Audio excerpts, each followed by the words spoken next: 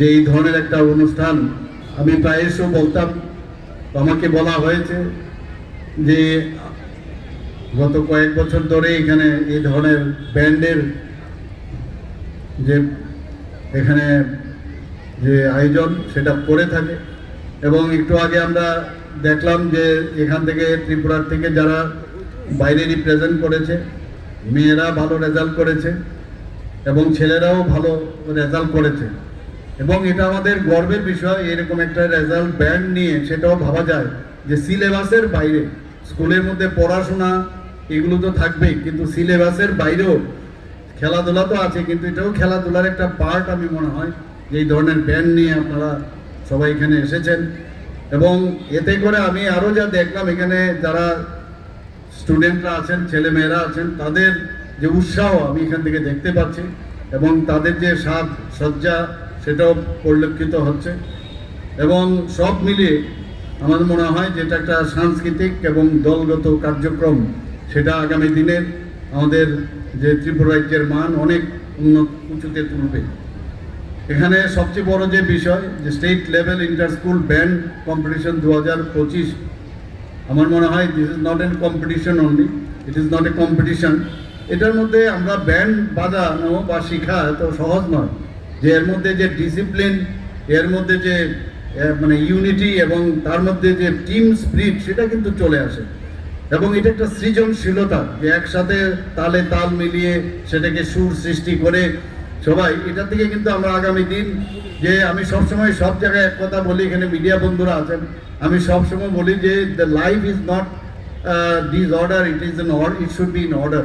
তো আমাদের জীবন যাত্রা এবং আমাদের পথ চলার ক্ষেত্রে একটা প্রপার অর্ডারে যদি আমরা যাই, তো এই ধরনের যে ব্যান্ডের মাধ্যমেও কিন্তু আগামী দিন আমরা অনেক সুন্দরভাবে আমাদের রাজ্যকে, যেটা আমরা ইউনিটি ইন ডাইভার্সিটি আমরা বলি, সেটা আমরা করতে সক্ষম হবে। এবং এখান থেকে কিন্তু আমাদের শুরুয়াত, আমাদের জীবনের যে ভবিষ্যৎ, সেই ভবিষ্যতে পথ চলার ক্ষেত্রে এটা একটা আমাদের বড় শক্তি। এবং যে আগামী দিন যে কঠোর যে সমস্যা বাস্তবতার সঙ্গে যখন মোকাবেলা করতে হবে, এই ধরনের বেস লাইন যখন তৈরি হবে, তাহলে কিন্তু মানে নিজেকে সেইভাবে আমরা তৈরি থাকতে পারবো। আমাদের 2000 মাননীয় প্রধানমন্ত্রীজি যখন উনার প্রধানমন্ত্রীজির দায়িত্বে নিলেন 2017 সালে, এই শিক্ষা মন্ত্রণালয়, আমাদের দেশের শিক্ষা মন্ত্রণালয় থেকে 2017 থেকে এই কার্যক্রম শুরু করেছে। এবং ত্রিপুরা 2019 থেকে আমাদের সরকার আসার পর সেখানে যোগদান করছে। এবং আমার মনে হয় যে এইগুলোতে আরও বেশি, আমি জানি না, আজকে দেখলে আরও বুঝতে পারবো, এক দুটো স্কুলের আমি ব্যান্ড আমি দেখেছি, কোনো অংশে ওরা কম নয়, কারণ তার মানে রেজাল্ট আমরা দেখতে পাচ্ছি সারা ভারতবর্ষে। আজকে যদি 28টা রাজ্য আমরা দেখি, সেই 28টা রাজ্যের যে পূর্ণ রাজ্য, সেই সব রাজ্যের মধ্যে যে আমাদের ছেলে মেয়েরা কেউ সেকেন্ড হচ্ছে, কেউ ফার্স্ট থার্ড হচ্ছে, তো চারটেখানি কথা নয় সেটা।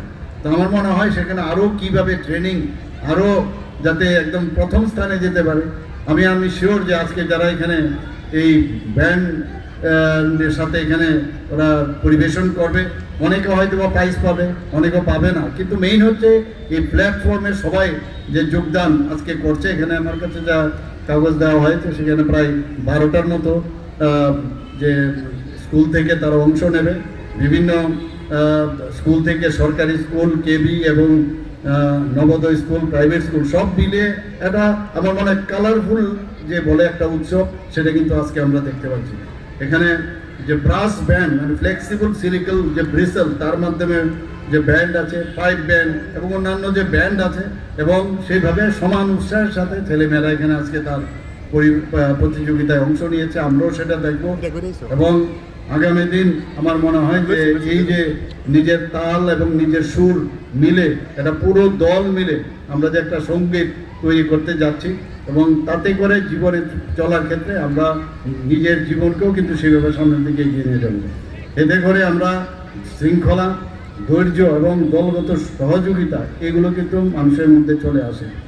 আমাদের এই যে গুণগুলো আছে, তাকে মানুষকে শুধু খেলোয়াড় বা ভালো মানে শিল্পী শুধু করে না, তাতে করে একটা ভালো মানুষ বলতে যা হয়, সেগুলো কিন্তু চলে আসে, জীবনে সফল সেখান থেকে চলে আসে। আমার আজকে খুব ভালো লাগছে, আমি এই উমাকান্ত স্কুল থেকে আমি পাস করেছি হায়ার সেকেন্ডারি।